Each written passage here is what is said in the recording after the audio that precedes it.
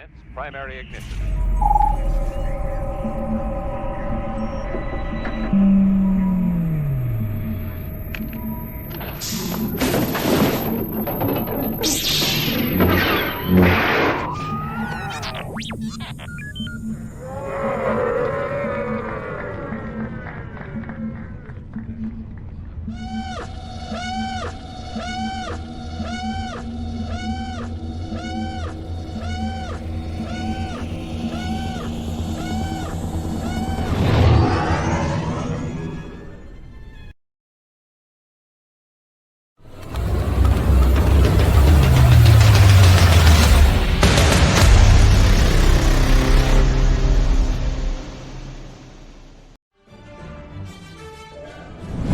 Hey, this is Katie O'Brien, and you're watching the Virtual Cantina Network.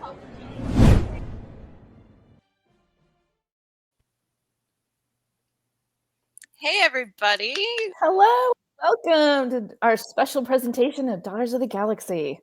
And we have a very, very special show with a very, very special guest this week. We are so excited to have with us today the amazing Diana Lee Inosanto, Morgan Elsbeth herself. Thank you. It's so wonderful to see you. We're so thrilled to have you here. What an honor. I'm so thrilled to be here too, you guys. I love this.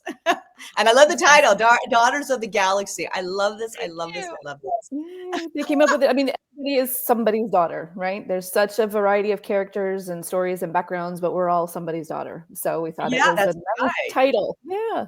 That's right. You know, I mean, I'm just thinking like when I first saw Star, because I'm much older than you guys. When I first saw Star Wars, I was with my dad, and this was a daughter-father bonding moment. I was hoping, I'm sure you've shared it before, but it's such a cool story. I was hoping you'd share your details a little bit about your Star Wars origin story. Oh yeah. So, I mean, everybody was, wondering what's this movie called Star Wars, and it wasn't called A New Hope back then. It was just Star Wars. That's the way they marketed it back then. I was a little girl, and my dad was doing this international martial arts seminar in Aspen, Colorado, which really wasn't the Aspen of today. It was really much more kind of almost like a small town kind of feeling. The 70s, yeah, exactly. And so after his martial arts camp was done, everybody was going. There was one theater, I believe, in the entire town of Aspen at that time. And everybody was like, well, let's go see this movie called Star Wars, right? And lines were just going around the block. And when we got in, the theater was packed. I mean, packed. And nobody knew what to expect, really. I mean, you could only wonder based on the commercials back then. But once the movie started with the credits, and the scroll, you're like, the crowd just started going crazy. And then the effects, right, with the Star Destroyer coming in, and nobody, I mean, this defied anybody's imagination. And you have to remember to see that for the first time. I mean, today we're kind of spoiled because of, CGI. Well, we were raised on it, we just thought it was normal. Yeah. But for me as a child and everybody else in that room, and you had multiple generations of people in that theater, it was like a rock concert, and it was magical. And I had not experienced that level of excitement until actually I went to a Star Wars celebration. That's when that feeling came back again. Oh, that's what we like to hear. And it was just magical. And because by the time the movie hadn't even ended yet, like when you have Luke Skywalker ready to, use the Force and destroy the star, the Death Star, it was, people were standing up. People were just shouting. And so for me to have this moment with my family, with my dad, with his martial arts students in the community of Aspen, Colorado at that time, it was incredible. But what was really unique is afterwards, the conversations we would have, because, it's kind of funny. Can you imagine the lightsabers? What if you could have a fight scene with 2 lightsabers? Because that was his forte, being a martial artist. And so months later, around Christmas time, he would purchase, by that time, these plastic lightsabers that, it was really more of a flashlight with a long tube. But and he would train me in martial arts using these plastic lightsabers. And he used Oh, two of right. them, because particularly in Fabulous. martial arts, it's very common sometimes to train with two weapons. And Mm. it's so ironic, and it foreshadows, in a weird, unique way, this fight scene I would do, decades later, with Rosario coming at me with two lightsabers. And I started thinking about that when I was on the set of The Mandalorian. I'm going, oh my gosh. I Dad mean, knew all the way back then. He knew. yeah, just so deja vu, and for me, in addition to just training with, make believe lightsabers, I thank goodness, my forte is weaponry. So also I was very familiar with spear work, and it's amazing that that Dave Filoni and Jon Favreau would give me the honor of being able to, have a character that would execute the Beskar spear, Yes. and the idea that Beskar could be a weapon against and going up against the lightsaber. I just thought that just blows my mind away. Really, it was such an The emotional. villain use a spear yet in Yeah. Star Wars. So Yeah. that was groundbreaking for me to see. Like, you have this incredibly, like, we know, like, upon seeing your character Morgan Elsbeth in this scene, that she is a badass and she is a force to be reckoned with. She's running this whole town. Right. That spear is just like her symbol of strength and Yeah. enforcement, and just to have her go up against Yeah. Ahsoka Tano and the Mandalorian. Yeah. Like, Crazy. I mean, and the fact that it's a Beskar spear, that's conceptually was still, I think, I don't know if people really were, at that point really resonated that much about the idea that something could go opposite of the lightsaber until they and the rest of the Lucasfilm team started creating this universe. And it was such an honor. I mean, even when one of my first days visiting a set, I got to meet Pedro, which is unusual, and it was so beautiful that Dave would allow me and afford me this opportunity to sit in a room with Pedro, and we can go over the scenes, because that way Pedro's voice, his tone, his pauses were in my head when we were going over the script. And some of it was cut down, because you got to find that rhythm. And I just, in my mind, I think I was having this out of body experience. I'm like, I'm with Pedro. He has such a distinctive voice too, I mean, that's wonderful. And it was such a gift to just see his approach as we were doing this reading with Dave, and to just find those moments. And I'm just so grateful. And then, of course, on the set, Pedro wasn't there at the time. That's when Brendan Wayne came into play. And for people who don't know who Brendan Wayne is the grandson of John Wayne, who is a legend in Hollywood. And we are dear friends. I call him my big brother. Really? Or maybe I'm his big sister. I don't know. Anyway, but we're dear friends. Siblings. Our families. And we bonded right away. And people don't realize that, like, when I'm doing that scene on the bridge with Brendan as Mando, he is reciting the lines to me. He also has the responsibility of learning all of Pedro's lines and giving me these lines back, and with the same sort of cues, and exploring whatever other cues that Dave may need to have. So you get the timing down, but right, because in the end, it does come down to the editing and how Dave will see the scene in the final end. So it's just been it has been an incredible journey. It really has, to learn this creative process. I understand Brendan might have had a bit of trouble with the spear, having it get caught on his cape. Did that happen to you when you were practicing? Yeah, all the time. Even the pants, the hakama, the pants. It's so much fabric, and even when you have any kind of fans blowing, it's weird when you're trying to even spin the spear, because it gets caught sometimes in the fabric. You're trying to be really cool, but yes. Okay. That's so wonderful. Your godfather, of course, is the legendary Bruce Lee, and your father is the incredible martial arts stuntman Don Inosanto. Yep. Dan Inosanto. I apologize. He brought you up in this world where you learned martial arts. Not only you know, how it affects your day-to-day life.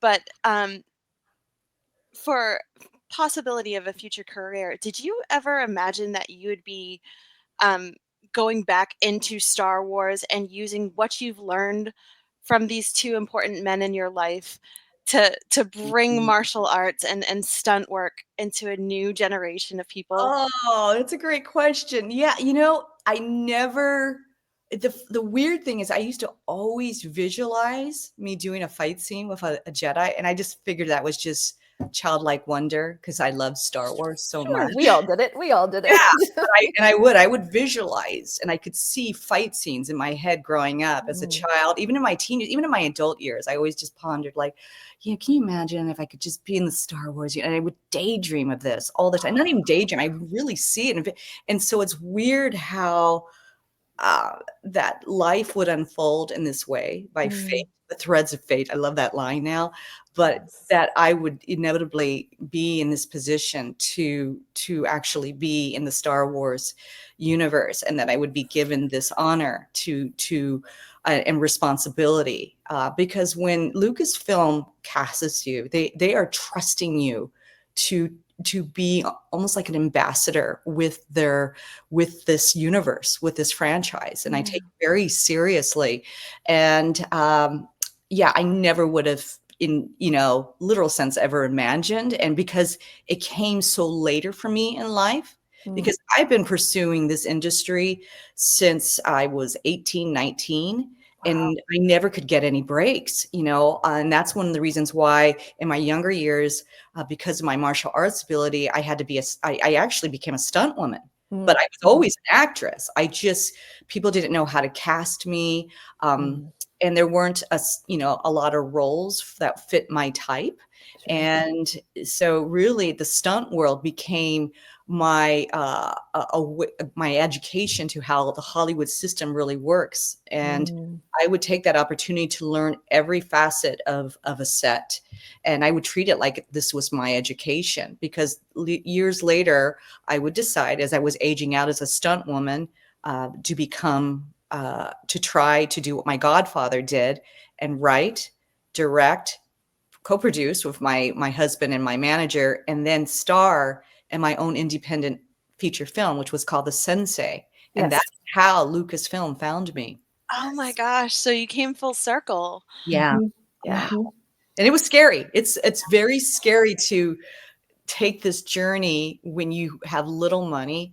The film we did for, I believe it was like, when we did the production itself, when we were filming, it was like only $250,000, and that's very small on film, which is very expensive. We weren't even entering the digital age yet. We were just starting to tap it because it still had that video looking feeling. And I decided to shoot Super 16, and I was, it's just, it's a leap of faith. It's a calculated leap of faith, but it's definitely a leap of faith. And I had such great people around me, and it was more of a serious picture. It wasn't like a typical action film. It did have dramatic essence to it, because I was trying to tackle some very serious issues about our world. And at that time, I was writing about a woman living in a small town in Colorado during the AIDS epidemic in the 1980s, who decides to take a gay teenager on as a bullied gay teenager as her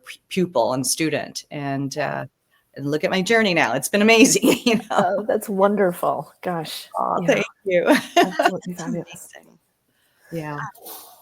So, sorry, I was just going to say, I was reading a little bit about when Lucasfilm was looking for someone to play the magistrate. And I wondered if you wanted to share, if you have any interesting tidbits about what it was like when you finally connected with Filoni and Favreau and was offered the job. I mean, you have a history with Star Wars, but how familiar were you with this Ahsoka storyline? Well, Ahsoka I was familiar with, and the reason why is, thank goodness, because of my children. because Me too.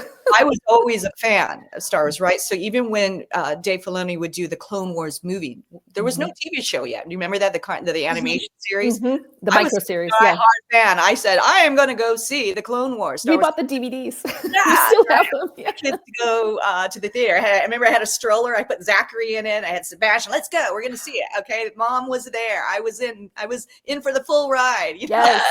I'm Team Star Wars. I don't care if it's animation or books I or whatever. love animation. Yeah, And so I loved it. And then when the animation came out, I think I pondered upon Rebels, and I'm like, oh my gosh, I loved Hera, I loved Ahsoka, and so I came across more Rebels first before. Same. Rebels is our favorite. Rebels is our favorite. Yeah.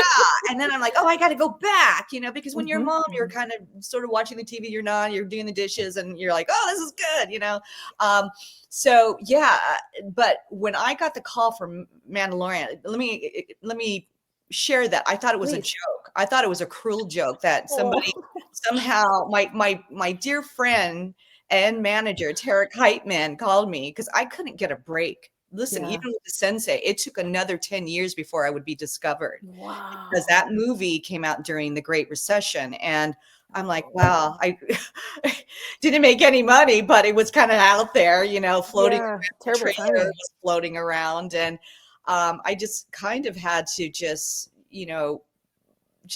accept, that I did my best in Hollywood. And I guess, I can be proud that I got a movie out there and just live my life as a martial arts teacher. Sure. So when I got a call from Tarek, he's a huge diehard Star Wars fan too. Yeah. I thought he was first pulling my leg. I thought he was joking. And then he kept on with it. I go, okay, this is getting stupid. Would you knock it off? This is actually kind of mean now that you're telling me I have an audition. No, and he goes, they know who you are. The producers know who you are. I'm like, I know nobody on The Mandalorian. What are you talking about? I had, that's impossible, Right. Yeah. And he goes, look, I vetted it. I believe it to be legit. And they want you to sign this NDA. Because when you audition, you must sign an NDA. Yes. And I thought, and I looked at the paper, I'm like, this is serious. This feels real. And I go, oh my God, this is real. And the hard part was my husband couldn't read lines with me because you can't tell anybody. So the only person I had to read lines with was my son with autism.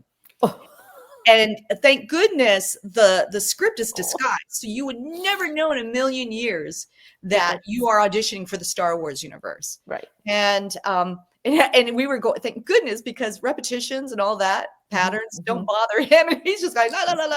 And that I had 3 days to be prepared. I was a little sick. I didn't care.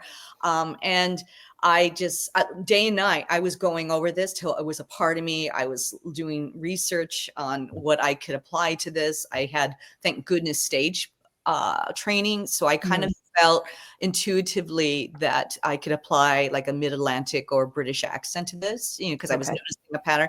I definitely picked up she was going to be the villain. And I went in, auditioned. By the way, I meditated to stay calm because trust me, I was such a nervous. Right. You have to understand, I love Star Wars so much. I honestly didn't know if I had a shot at all of being cast for anything. And I thought it might be just like a stunt acting gig, but I thought at least I'm going to prove to them I'm a real actress and that I can act. That's my goal. And I went in there and I was at Sarah Finn's office. I auditioned, did my part. I was in there for 20 minutes, which was unusual. I knew it was long. Yeah. And I walked out of there and I cried again because the honor of just auditioning for this universe. I was so happy. And I just thought, okay, I did my part.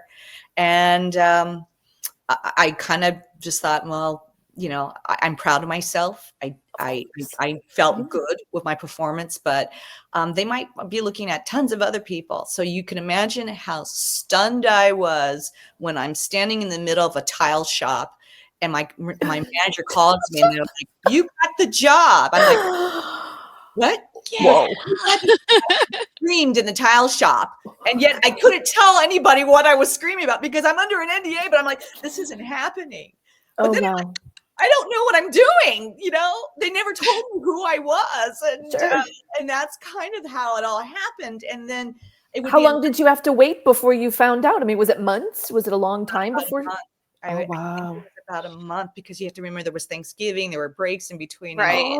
then all of a sudden I got Oh. this call out of the blue, like, come to the set. They want you to maybe potentially work out choreography with Rosario. And I'm like, Rosario, and I'm like, what? And Oh, again, man. I don't even know my name is Morgan. I want people to understand that. I just know I'm supposed to be some maybe mean, Vaguely threatening person. yeah, right. And I know nothing about this universe. I know nothing about the storyline. Nothing. It is a Oh, boy. blank canvas for me.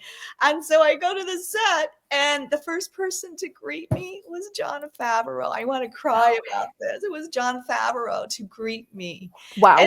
But I'll never forget, because I had this this is how broke I was. I had this purse, and it broke in front of him, and all my stuff came spilling out, and he had this look like, No. I'm thinking, oh my God, is he really thinking now at this point, like, oh, we should not have casted her, No. That's the worst. It happens to all of us. We've all been there. right? We've all been there. So Yeah. kind, and he took me on a tour of the whole place, the volume, and he walked me straight up to Dave Filoni. That was my first time meeting Dave. Aw, And meanwhile, I'm in shock, and Dave was there. And then I see Robert Rodriguez walking up behind him. And then I'm in this sphere. I'm in this bubble with Robert Rodriguez, Dave Filoni, and Jon Favreau. And Robert didn't know me from I had been a guest on his network show called Man of Arms. And he's like, "What are you doing here?" And I'm like, and in my mind, I want to say, I have no idea. I don't know. But I at least knew who Robert's son was, who was Rebel, which is awesome. But he walks away, and Dave goes, "I'm sure you're wondering how we found you." And then that's how he explained that he and Jon needed to find an actress or martial artist who could hopefully act. And he goes, "I did my search on Google, put woman martial artist, and up came the trailer to my movie, The Sensei, that I did yes, girl. earlier." Oh, That's how they found me. fabulous. Google. Awesome. Yeah. Wow. That's a story. That's like a fan story for the ages there. It's really impressive. You can't lose. And here's the thing, you know how there's that theme of never losing hope, right? There really is something to that. And I don't mean to sound woo-woo by any means, but we like woo-woo. You like woo-woo? Okay, great. Because I believe in woo-woo sometimes, but the fact that I was 53 years old when I was cast for Mandalorian is a miracle. That makes me so happy. Yeah. I mean, after everything that you went through and struggled with in your career and earning recognition while you were in Hollywood, we hear that from so many other people of color and women and what they struggle with. And that's, something we really like to talk about on this show, is that it's about time. People like you are getting their just recognition. You've worked so hard and for so long. And to have it be this kind of character, this character that was just stunning. I mean, you just blew everybody away when you. Oh, thank you. I'm glad I kept in shape and kept my martial arts, being a teacher and still. But and I had been involved with on the side, because I thought if I can't work in Hollywood, I can still enjoy the craft of acting. So I was involved with a theater company, which also kept me flowing with the acting chops. But wonderful. But I didn't even imagine in a million years that I could be called later in life after you, because I'm sure you've read articles that most women, once they reach 40, they're always in danger of slipping off the cliff as far as role opportunities, especially in Hollywood. Especially in Hollywood, right? But I always had hope, because there are examples like Viola Davis, Sharon Jackson was another one that made it later in life. Robert Downey Jr., not Robert Downey Jr., excuse me, Rodney Dangerfield, the comedian. So I mean, there are those examples of people that were able to overcome ageism. So it happened to me. I'm the late bloomer, and it happened. So and it did. And what a fabulous character. I have to admit, Ashlee knows this about me. I struggle with villains. I really do. I'm much more of a bright side, light side Jedi kind of fan. Right. But this character of Morgan Elsbeth, she was just, I like to say she just kind of knocked the wind out of me a little bit. There was like, an elegance to her that you brought through. Even and a though it was fierceness. clear she was wicked, she Yeah. had elegance, Calm. and she was precise, and she was calculated, and it all came through in your performance. Oh, So thank you. Very intimidating. Very Yeah, intimidating. but that's like I was pretty sure there were more episodes of Mandalorian, so I didn't think anything was actually gonna happen to Din Djarin, but I still had the emotional reaction of ooh, like I had nerves. I was worried. Yeah, no, and I listen. I'm so grateful that Mandalorian was able to kick off the way it did and create almost another demographic of fans that maybe weren't going to the movies, because you think about, you have the gaming world, you have, which Cameron Manhunt has been amazing and holding the interest of the gaming world, right? Excuse my voice.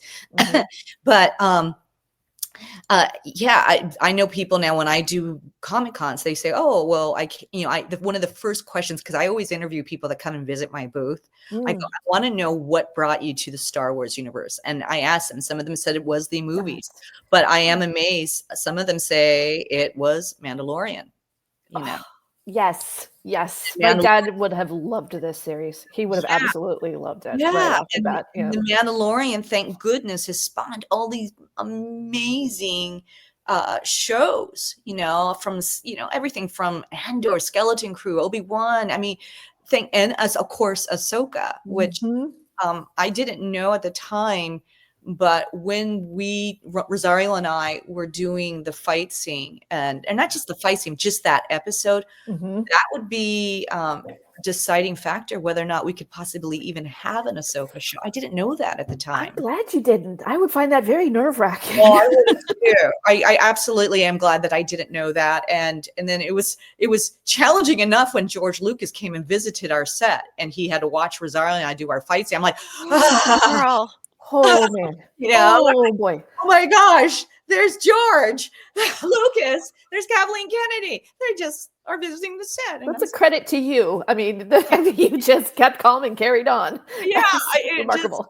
You have that out of body experience where you're just like, I can't believe this is really happening. And John was such a gentleman, because he was introducing me to George, and then George was so amazing about talking about what inspired him, Kurosawa especially. And we were talking about how Kurosawa approached his fight scenes, and George loves that whole snap and that whole Japanese kind of approach and presentation to doing fight scenes. And I'm like, I just like, yes sir, I'm gonna just do everything I can, because I want to make George proud of, and of course Dave Filoni, because Dave is the one putting his faith in me and Rosario, and I want Rosario to be happy. So I think you did. I think you did. It was my favorite episode. I got a hand-drawn print made of that's the only Ahsoka episode that I wanted to. Yeah, I did. And Rosario has just kicked it out of the ballpark. I mean, she's just so amazing. She looks so beautiful, the way they did her make. I want to say her hair, but the whole presentation of how they did Ahsoka, she looks incredible, and she really won me over. I mean, I have to admit, I was like you, that I had watched this character grow, and I was so nervous. Ashlee, I love animation so much, and so this whole transition to live action really made me nervous. And boy, she, like you said, right? She hit it out of the park. I mean, she won me over hardcore, and now I am like massive top tier fan level. Like, it just, yeah. And I think you had a huge hand in that. I really did. You were such an excellent foil for these characters. Oh, thank you. Yeah, it's awesome working with the Empire. Now, when you walked onto the set and you saw straight out of a samurai film what everything was presented, like the bridge, the courtyard, the little pond underneath it, did you feel like you had kind of stepped into your own version of a martial arts film and like? Yeah, let me tell you, I mean, and that's a testament to the set designers and the team that's controlling the volume. And I want you to think of this almost like an orchestra of music, all right? And everybody has their instrument, everybody has their role in this. And so it is, and think of Dave as the conductor. Okay. And so for them to be able to work, because the volume moves depending on where Dave's going to shoot, or any director, whoever is given their particular episode, right? Sure. So it is this beautiful symphony of people coming together. Yeah. And it just blew my mind away, because I was witnessing the beginning, the pioneering of this great technology. And that's where John also had his hand in all this. So the team is incredible, and how they approach creating the Lucasfilm family, from all those grips, from all the electricians, from all the, like, it really is incredible how they have been able to bring this all together. And then here I am, I feel like the opera singer, being able to play in this on this stage with all these elements. But yeah, and when you're in there, you feel like you are in this other world. And so it wasn't distracting for you? You were able to find yourself immersed in it? Now the performance, it really does. It enhances the performance, because you really are now in this world. I'm thinking of Tron, like you're in this video game. You are, I love it. The analogy I think of, and it was beautiful. The set that they created, just stunning, and Wonderful. yeah. So when did you find out that you were going to be back on Ahsoka? Like, how were you told about that? So you had to remember, when I shot my episode of Mandalorian, it was right before COVID hit, like the lockdown. Like I would say, I'm guessing, but about 3 to 4 weeks before, boom. So we were lucky that we got this in the can. Yeah. We were so lucky that we got this in the can. And then it was really hard for me mentally, because it almost feels like a dream. And then I'm expected to keep this a secret, because I could not talk to anybody. I never told my dad, my mom, no one in my family knew other than my husband. And then my manager, Tarek Heitman, and my entertainment attorney. That's it. Those were the only souls in the world that knew that I was going to be coming out in Star Wars Mandalorian. What a mind trip. What a mind trip. And then be stuck in COVID lockdown. And right, with my two kids, trying to get through high school. And then of course my son, who was in a day pro, we were just cut off from everything. So it is a mind trip. And all I could do is just count the days. But when the night that it aired, it was beautiful, because it happened to be the anniversary of my godfather's birthday, and it was Thanksgiving. It was really weird, the timing of it all. And, we didn't get to have a red carpet, but I tell you what was beautiful for me, and what was healing for me, was seeing the magical reaction of all the fans, like people like you, just writing about this, being on their podcast. I'm like, oh, this is like medicine for my soul, because I really wanted people to enjoy it, and to see that it, in this horrible time of the pandemic, it was really taking people away to a galaxy far, far away. And in that particular season, when you get to the end, with Skywalker, I just thought, thank you, universe, that I get to be part of the magic of Star Wars, and that we're happy and excited. I wasn't sure at the end of that Mandalorian episode whether we were going to get any more Morgan Elsbeth. Yeah, I know. Right. I didn't know either, and I didn't even know my name was Morgan Elsbeth until the night it aired. So they never even told you the name of the character. No. Oh my goodness! No way. That's so Lucasfilm. Wow. I knew there was a hint that I was a star, that I was a Night Sister, but I didn't know what that would mean. Okay. Like I didn't know they would say that in the show. I didn't, because I didn't have the full script either, by the way, guys. Right. Wow. So I didn't know. Yeah, I had no understanding where this was going, but I was just writing the whole tsunami of joy and people's excitement. And but I was hoping that maybe there might be a chance. When I realized the show wasn't indicating that I was a Night Sister, I'm like, and so you asked about like when I knew. I believe it took a good several months later that I got a call that maybe I would be on a show called Ahsoka. And ironically, again, this is so ironic because the pandemic, people were businesses were starting to open up the doors. I was at Disneyland of all things with my family and wearing a mask. And all of a sudden I got a call from my manager, like, guess what? And I'm like, what? And they're like, there's going to be an Ahsoka show. I'm like, ah! What does that mean? And then he's like, they want you. I'm like, ah!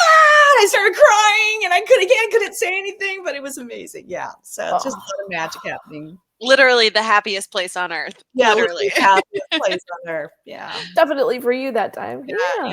Yeah. So you believed him that time. yeah. Was it a joke? Was it a joke? Yeah, I did. I believed my manager at that time. Oh, good. And I cried again. I'm such a crybaby. Oh, girl, I would have too. That's amazing. Oh yeah, no, that seems like a perfectly valid reaction to something like this. You know, a lifelong dream. That's good. I'm supposed to be strong, tough, and I'm crying. Healthy. It's positive, healthy emotional expression. It's a good thing. Yeah. So I think they would have been more concerned if you were like, "Oh, cool, thanks." Yeah, right. And it would take a while before we could get the wheels turning again because again it was the pandemic, and so I kept putting off the schedule, and I kept thinking, God, is this really going to happen? But finally it did. I believe we started filming in 2022, but it was weird this time because even our readings, we weren't in person like I had with Pedro, for instance.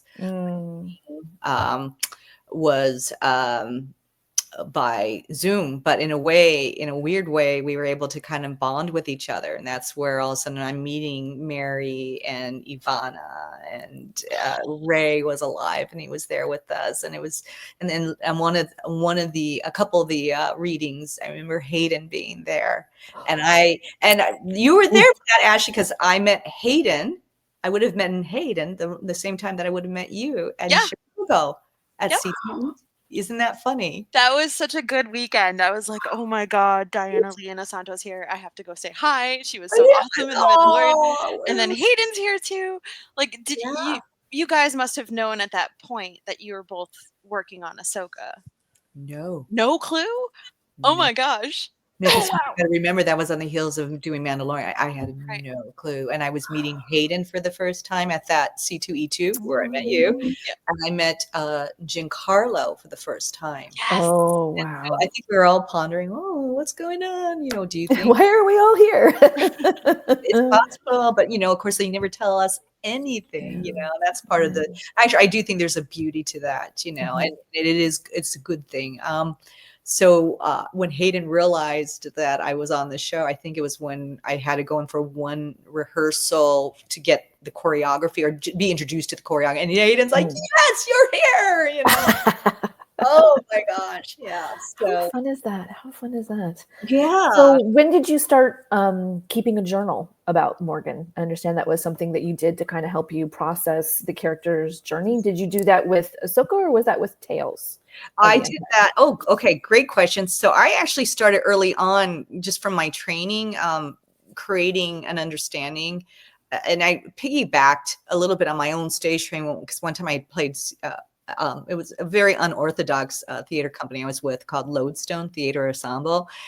So one time for this one workshop that we were prepping for, I played Caesar, Julius Caesar. Can you believe that? Sure. Well, they do it in Shakespeare all the time. Right. So there is something Shakespearean-like to Star Wars if you really look at it. So I was able to piggyback on that work and then look at other characters like Catherine the Great and all this. So yeah, I started writing things, but more important, I started looking at Timothy Zahn's work because when I knew they were mentioning Thrawn at the end of my scene with Rosario, I knew that whoever is in Thrawn's universe, they would have probably certain characteristics, and that Morgan might have those same characteristics. That's why Thrawn would allow them to be in his world. And so Timothy's work was really, really important to me. And then later on for Ahsoka, the work of E. Anne Convery. Do you know who she is? And I love her. Yes. Friend. Bug, right? Which was about Dathomirian culture.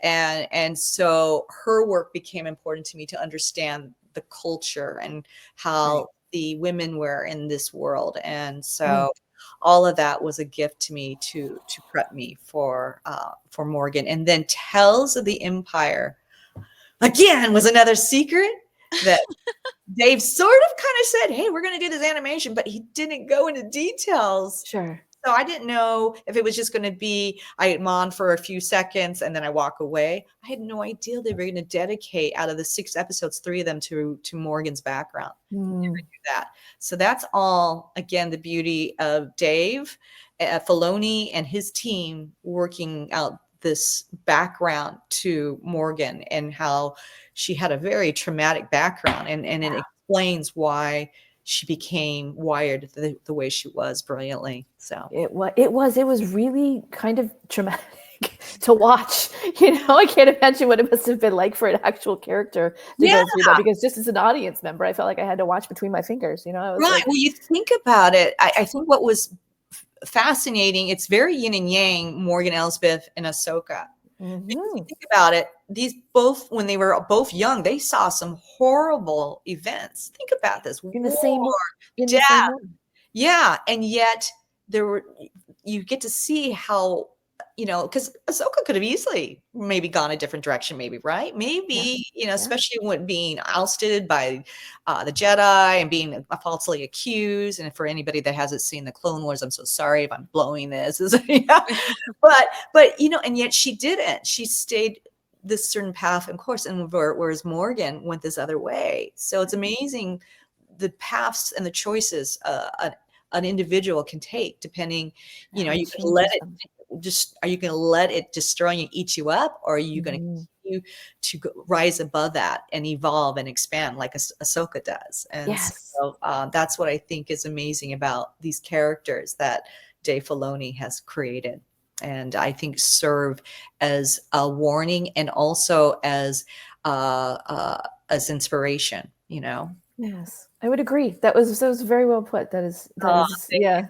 Yeah, we're all in sync here. We've talked about this on Daughters of the Galaxy before, so we love hearing you come in and share a little bit about it. I guess, Ashlee, is it okay if I jump in here with my other question? Sure, go ahead. I think it's kind of getting ahead of it, but hopefully, if you've not seen the more full Morgan Elsbeth storyline, we encourage you to go ahead. But during our conversation the last time we talked about this, we have all kinds of fan theories, as we do, about the end of Morgan's story. When we get to the end of the Ahsoka series, the first season, she makes it to Peridia, and she meets 3 great mothers. She rescues Thrawn. She builds this fantastic intergalactic vessel. She accomplishes all these things, and so we were a little curious with the whole big dramatic moment in the end where the 3 mothers, the great mothers, literally imbue Morgan with their power, and she becomes the full-blooded Night Sister, wields the blade of Talzin. Did you get any sort of a background information on that to kind of help flesh out the story? We're really curious why they basically had her do that. Like, if they were these all-powerful witches, great, why did they just lay their enemies to waste? Like, did you get any? We'd love inside information.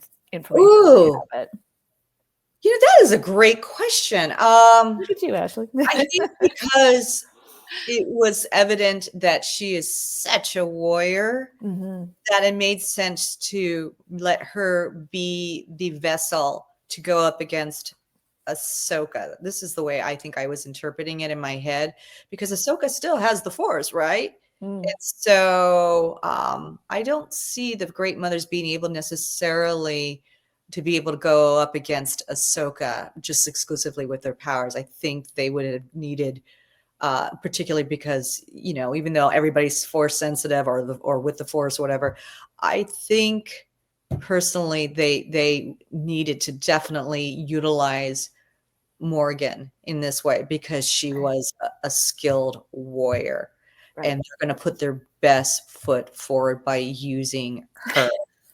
Thrawn's pawn. There you go. I love that. We did talk about that, like basically making her a vessel for their will, And Lars would get a kick out of that. Lars and I have this joke. He's the blue dude. That's great. Absolutely. Mm.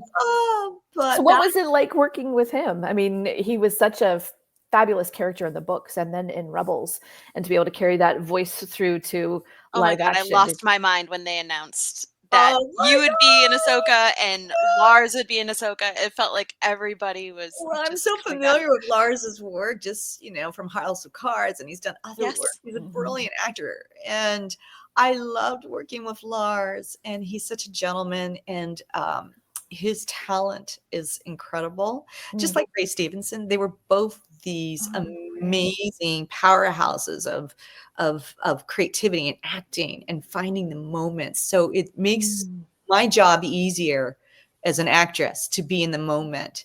And so it was incredible. Yet they have this incredible, both of them had this amazing sense of humor. That's why it was lovely when Yvonne and we all hung out, especially again, this is pandemic time. So we were becoming more and more like a family on the set because you're there for hours and hours. And I loved that we called ourselves the Bond of the Baddies. Yes. Yeah. And What was it like filming with Ray as well? I know the late great Ray Stevenson, who played Balin Skoll. yeah. You guys, you three, Shin, Balin, and Morgan, they had a true purpose to get to Peridia. Yeah. Tell us about that. It is such an honor. It was an honor. It is an honor to have known Ray, his spirit. And he's such a relaxed human being with a great sense of humor, but it's like having the perfect dance partner. That's all. I mean, that's the way I can only put it is it's the perfect dance partner. And you can discover things in the moment like, oh, okay, well, maybe I can do this in this scene because you get little choices. You get to explore like other things because they might need that in editing, or Dave might go, oh, that's interesting. Yeah, that would work. And again, you're working with the other directors, right? Who are assigned different episodes. But yeah, Ray was a ray of light, which I'm so proud because now they have a film fest. It's called the Ray of Light Awards Festival that he had envisioned, and it's in Ibiza, Spain.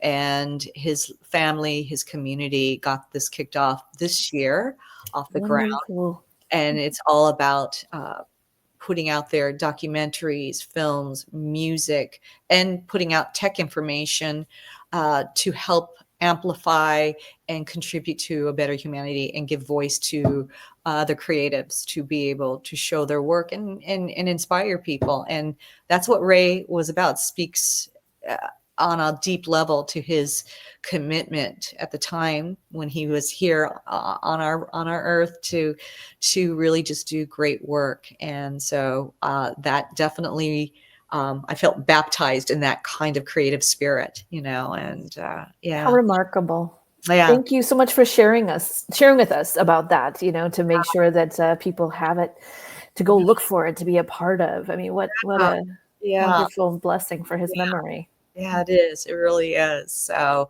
and I'm so glad to all the fans that Ray, while he was alive, was able to experience in London Star Wars Celebration, because both he and Lars, had forgotten, that had worked on the animation. But you got to remember, when you do animation, sometimes they allow you to record somewhere else, so you're not feeling the full connections of seeing other people and being on a set. And even when we were on set, I don't think they really translated what the Star Wars fan world was like until they were at Celebration. Then they both were just like absolutely blown away by a lot, huh? I was as a little girl, how I described at the beginning of this interview with you guys, what it was like to experience Star Wars for the first time and being there. It's the same thing. They had never, ever, ever experienced that ever until they were at Star Wars Celebration. And it was such a joy, and they were absolutely overwhelmed by the love and accolades for their work in this, I'm so glad. Yeah, and I'm glad Ray got to experience that before he passed away. For sure. He deserved it. His character is just revered in our community. It was stunning. Yeah. Yeah, it really was very special. So yeah, so thank you to your fans so that we're there in London that just did that for Ray. Yay! Spencer was there and was like sending me texts like, "Oh, Diana's on stage," and I'm like, "Oh my god!" It's like 5 a.m. here, and I'm like losing my mind. Secret. It was so hard. And then I can't he's imagine. like, Lars is through. And I was like, yes, I got my wish. Like, I was so excited that you guys were back for this. Me too. I wished Iman could have been there, because let me tell you something that people probably don't know out there is when you're part of the Star Wars universe or the Lucasfilm universe, I have found in my experience that it's almost like this special family, or maybe it could be like a university. And so when you're in, so like I've now become, dear friends with Almeid, who plays Dr. Pershing. He was from Mandalorian, right? And we don't have a scene together, but we're kind of Nelson, who plays Senator Zuna. You got Emily, and it's an amazing kind of almost like an alumni that you are part of. When I was in London, I was meeting Denise, and I met later on Elizabeth and James, who did Andor, and there's just this incredible connection, Andy Serkis, and I love these people. I just love all these people, and I celebrate their work, and that's the gift that I feel that Lucasfilm has given all of us, I call it the Ohana connection, just because my family is from Hawaii. My grandmother was. And so I always refer to them as my Ohana. So, yeah. That's really beautiful. Yeah. I love it. Yeah. We're going to take some fan questions because we have some for you. All right, great. So Dave from North Carolina, our buddy Dave Foloni, his cosplay is on point for Dave Filoni, so we call him that. He says, you have played Morgan in live action and animation at this point. Which is the most fun or the most difficult to do? Oh, okay. Great question. So I would say the live action obviously is going to be physically more difficult, just because when you're called to do a fight scene, it can take a lot out of you, However, I would say both of them are uniquely joyful, but they're just two approaches. But as an actress, I still have to do the same kind of work. But I loved working with the Lucasfilm animation team. In fact, I had the joy of being able to be invited to Skywalker Ranch and to visit Lucasfilm team up in the San Francisco area, and sit and watch the Tales of the Empire with the entire Lucasfilm animation team. And it was such a joy, because I learned all the different ways they had to work together and put this together. And yeah, that's what made it really joyful, is when you're sitting there with your team watching the whole execution of how they did Tales of the Empire. And how exciting. Yeah. Oh, wow. Gosh, it really just blew my mind away. And it's fun. Like, I was with Wing when we were in together doing the voices for our characters, with Dave on the screen, and be able to explore the different choices that we could make. But yeah, they're equally wonderful. And it's really more for me, the education I get every time I'm doing these different approaches to delivering, whether it's animation or live action. So I hope that helps. Great. Yeah. All right. Alan from Wyoming. From what I have read, I believe you are a practitioner of a number of martial arts. What is your favorite, or one of your favorites, and why? Oh, yes. So you have to remember, when my godfather was alive back in the 60s, he was breaking new ground, and my dad was his partner. They used to run the Chinatown School, but they were all about bringing people together culturally. But at the same time, they were also about crossing the aisle of getting to know other martial artists with different systems and styles. So I was very blessed that I learned a buffet of different martial arts systems and styles, whether it was Japanese, Thai, Korean, Chinese, French savate, Brazilian, and capoeira. They were back in the 60s already talking about this or researching this, and that wasn't even on anybody's radar at that time. And so for me, growing up, I had different stages. And of course, I started off primarily with Chinese martial arts. So, and the philosophy of Jeet Kune Do, or JKD is the acronym.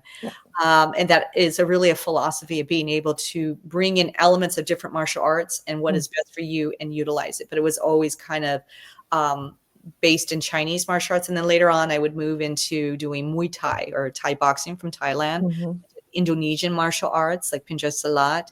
I'm definitely a Filipino martial arts practitioner. And my dad always said, I want you to know your roots and your culture. And so that really helped me immensely in understanding weaponry and how I can apply it to different presentations of martial arts styles. Because maybe Japanese, if again, I'm going to demonstrate this, do a demonstration like Kurosawa, right? Very like kendo, and understanding weaponry and snapping it, right? Whereas you look at Chinese martial arts, particularly like something like wushu, it's very fluid, very flowery, right? But the Filipino martial arts helped me understand lines of attack, and it's kind of like a blend of both. And so it was very easy for me, even particularly in my years as a stunt woman when I was younger, like when I worked on Buffy the Vampire Slayer, doubling from Sarah. Any stunt coordinator or choreographer could say, I like this style or this system, and I could just give it to them. And thank you, because the way my father taught me, and I kind of just flow into any kind of style. And so really, and let me explain something. All martial arts have the same lines of attack. And approaches, right? Muay Thai, you might be elbow, right? And they have this kind of squared off way of looking good. But it's really more the presentation that makes each style and system unique, if that makes interesting. Yeah. Okay. French savate. Most people don't know that the French have a beautiful kickboxing system, which my godfather loved. So if you look at the front leg, it has almost like a ballet kind of feel to it. And that's because French savate in roots comes from ballet. Yeah. Okay. So yeah, a lot of quick history lessons. So I like it all. It's hard to say, But it's really fascinating that you've gotten your bits and pieces from everything, and he's allowed you to be well versed in everything. So it allows you that flexibility to be whatever a role calls for. Ultimately, and that at heart was my godfather's teaching, Jeet Kune Do. The philosophy is that you empty your cup and you absorb what is useful. And so with that philosophy, it helped me immensely as a martial arts practitioner. That's why when people say, "Oh, we only do this style," that's not. I'm like, "Oh, you're missing opportunities when you don't open your mind. That every culture has something to give." My dad has known African martial artists. In fact, my dad, one of his main positions in life as a renowned martial artist was to make sure to help introduce different martial arts styles and systems and show that culturally everybody has something to offer. I've definitely read that about your dad, and I always thought it was like it's fascinating and it's groundbreaking to me because it's something that him and Bruce both pushed out into the world, and I think people were very closed off until that time. So. And let me tell you one other historical note that I wish would get out there more. My godfather, like one of the bases of his martial arts was Wing Chun. Well, a lot of people don't know it, and yet it has a lot of its practitioners are men, but Wing Chun was a woman. She was a nun out of China. No way. And so one of the things when my godfather came back, even though he was born in San Francisco, he was raised in Hong Kong. When he came back, he really felt it was important that women have access to martial arts. So later on, he said to my dad, I believe women should have a seat at the table of learning martial arts. So he set up a group for women martial arts. My dad was the primary helper to my godfather to help prep women to train in martial arts. It's just such a shame that my godfather died because he never met some of the women that were training under my dad, because that was my dad's, one of his main positions and roles was to train or to vet people that would be responsible at the martial arts, teach them the beginnings of the martial, and then as they advanced, they would go on to my godfather. Wow. That's awesome. I love that. I did know that was one of the main arguments my father used to get his friend to start opening his academy to both women and children. That was that same argument. That was a martial.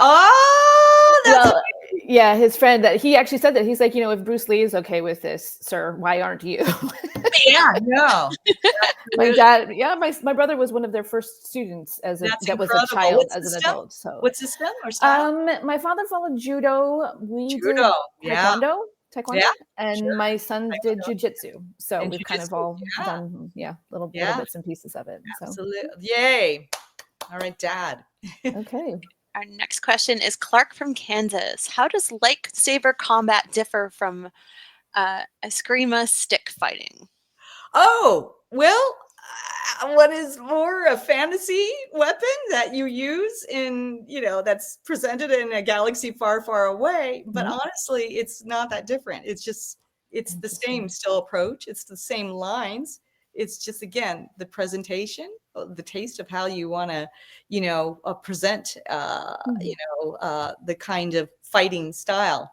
But it's the same thing, it's just the weapon itself is different. In fact, yeah. So in the fantasy of doing martial arts, the lightsaber, right? It's this light, right? That can materialize for the moment, I guess, as you clash. But honestly, in real life, when you're on a set, it feels like a stick to me. It feels like a weapon to me, So yeah, there you go.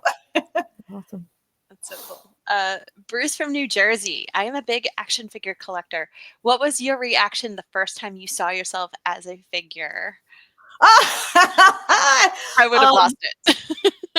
It was wild. And Dave had asked me, and I'm like, because I'm thinking like, whereas normally, but I mean, I saw the Lego presentation, then I saw the Funko before that, the Black Series, and then oh God, the Kinmore, and it is mind blowing to see Lego. I'm like, I grew up on Legos. I'm like, oh my gosh. I think that's when you really made I'm it. a minifig. Pedro, same Yay. thing. I've got a minifig. It's me. It's wild. And now they've come out with a new, I don't know if it's hit the stores yet, a new Morgan Elsbeth with the tattoos, Oh boy. represent Tales of the Empire. I'm not sure if it's a Tales of the Empire or if it's the ending of Ahsoka. I can't remember, but I see. I need the box. I need that Funko Pop. But anyway, yeah. So there's going to be now 2 Funko Pops of Morgan Elsbeth, and that just blows my mind away. Okay. Oh, there you go. Thank you. I'm holding out hope that Hot Toys does a Morgan Elsbeth figure because they did one for Shin, they did one for Ray. Yeah. She needs one. In order for that to happen, you gotta write in. That's what I was really I'll harass her. Been one on Morgan yet. I think people had to write and say, hey, because I don't know if they know if that's, I don't know. They, every toy or every action figure manufacturer probably has their own reasons why. But if people write and say, we love to see it, it will make a world of difference for sure. Okay, good to know. David L. from North Carolina. What is your favorite Star Wars species? Ooh. Oh my gosh. That's hard because I like everybody. I love every species. When I was a girl, I loved Chewbacca and his people. Then I loved Ewoks, and then later on, I fell in love. Maybe it's because I just thought Yoda was so philosophical. I love, the species that Yoda, and I don't know what their names are. Sorry, but Nobody knows. Nobody knows. Okay. No, All nobody George's knows. fault. Nobody knows. Yeah, He won't tell us. love Yoda. Really Yoda. So yeah. So there you have it. Love it. Steve from Virginia. What stunt did you do that you would like the fans to know about? Oh, what's one of your favorite stunts that you've done? Stunts. Well, acting wise, of course, there's the fight scenes I've done, but I think he's referencing before I ever got picked up for Star Wars. In my younger years, I did some hairy stuff on Buffy the Vampire Slayer, and one of them, ironically enough, it was the presentation because I had to do a high fall where I'm being tackled off this beam or this high two-story stage, and I had to go break through the wall, and I felt so Hong Kong stunts, Right. And I'm thinking, Mike Forte is fighting, and I got to do all this hairy stuff. That one, but that one's around because it has on YouTube because it has a different Willow just look up the presentation of Buffy the Vampire Slayer. Completely different actress they were exploring to play Willow. And for whatever reason, they didn't go with her. But I saw that was floating around. You can see the final fight scene where Buffy's going up against these vampires in the theater of the school. But I mean, I done some stunts that I never thought I was doing, like when I was stunt driving with a team of people for Face Off with Nicolas Cage and John Travolta. Wow. Really? That was a John Woo movie, and we're all like chasing this plane that crashes into this hangar, and I'm like, and I remember we're all having to kind of collectively, stage our cars in a certain way as we're chasing. And then there's all of a sudden they go, okay, and action, and then there's a helicopter. There's several helicopters. I'm like, this is crazy, and I'm getting paid for this, and it was amazing. So Wow. I loved Face Off, but I've done some other things. I used to work on Walker, Texas Ranger, and Chuck Norris used to have me come in and double for his leading ladies, and then there was some other. God, I'm trying to think of all the different projects. It's been so long, but yeah, those are the ones that come to mind. That's fantastic. Juan from Colorado. How many hours a day do you train your martial arts, and do you focus on form or function? Do either of your sons ever join you in training? No, I wish they did. Well, my youngest son is now starting. His dad is working out. It's kind of like riding a bike. So I don't get to always train it like the way I do. The one thing that I'm wanting to explore with my husband now is getting back to flexible weapons like the whip. I know that sounds crazy, like you're like, the whip. This is not that kind of show, Diana. Come on. Yeah, right. But hey, Indiana Jones uses a whip. That's right.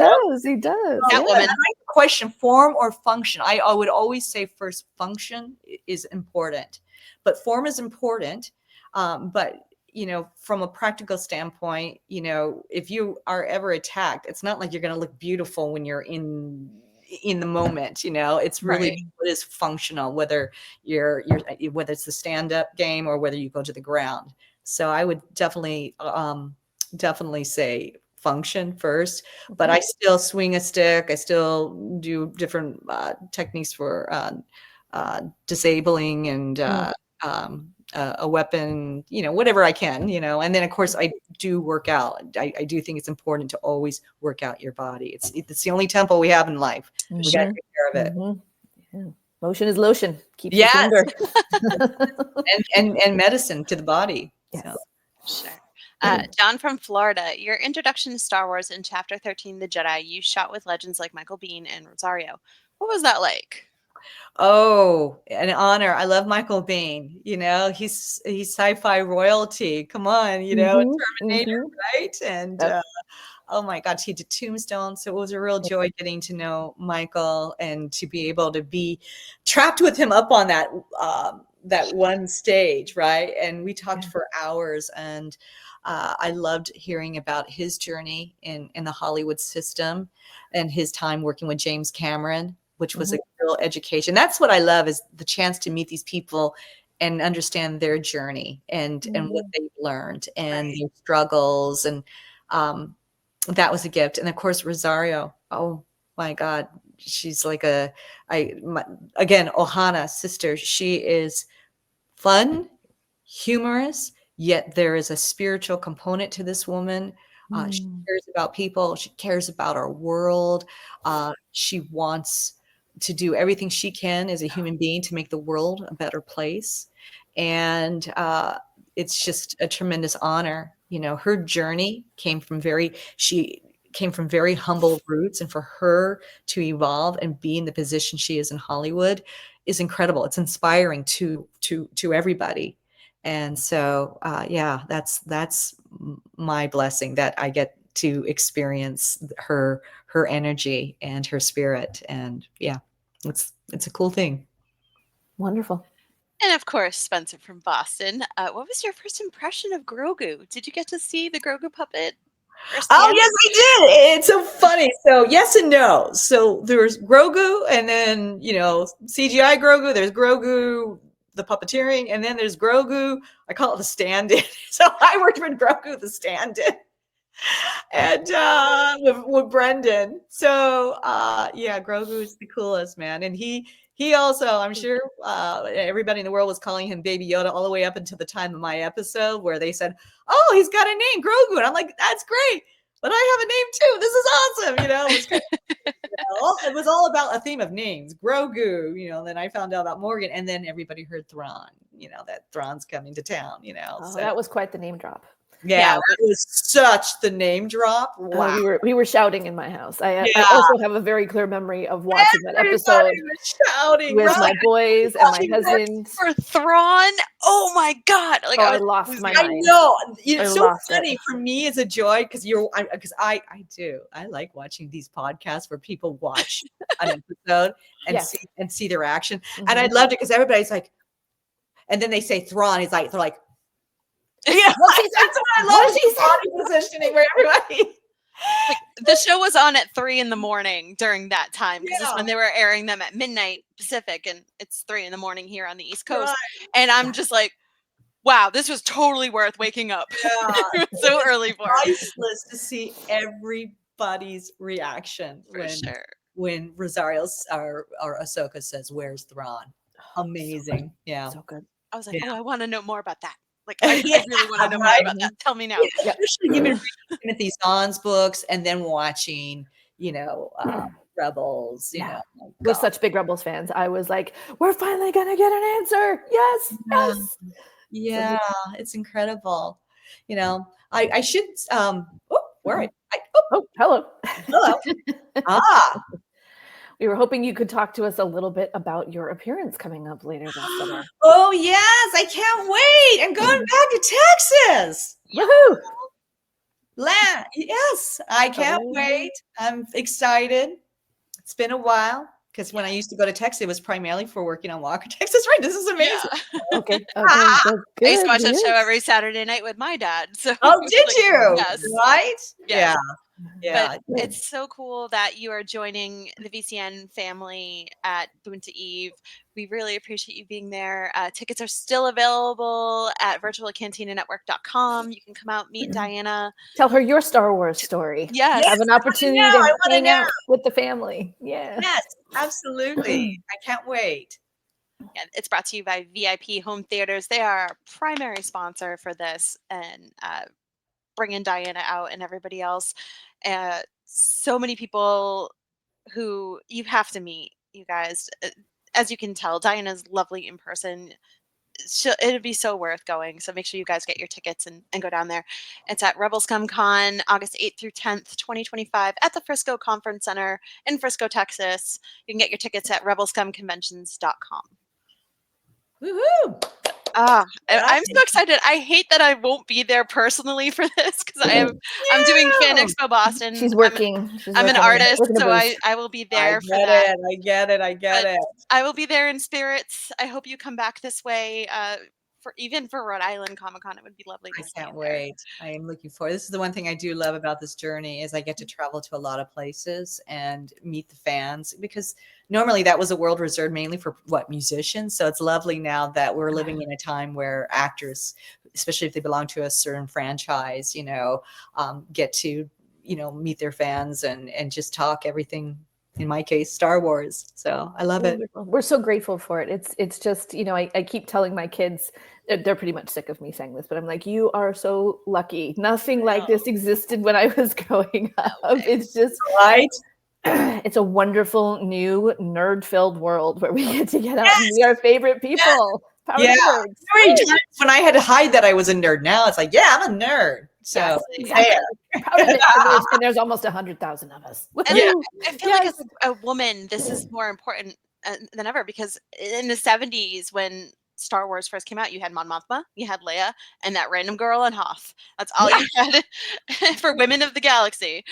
And in that time frame, it has exploded. And you and Rosario and Katie and Ivana.